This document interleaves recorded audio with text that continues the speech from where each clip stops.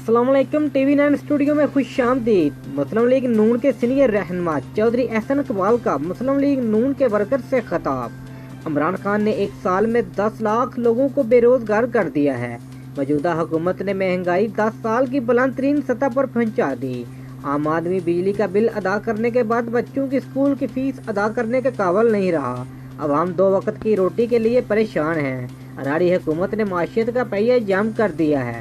Senior रहनुमा मुस्लिम league नून एहसन इकबाल ने तलवंडी बिंडरा में रात के चौधरी मुबशर बिंडर के डेरे पर वर्कर से खिताब करते हुए कहा, मौजूदा हुकूमत मुल्क चलाने में मुकम्मल तौर पर नाकाम हो चुकी है।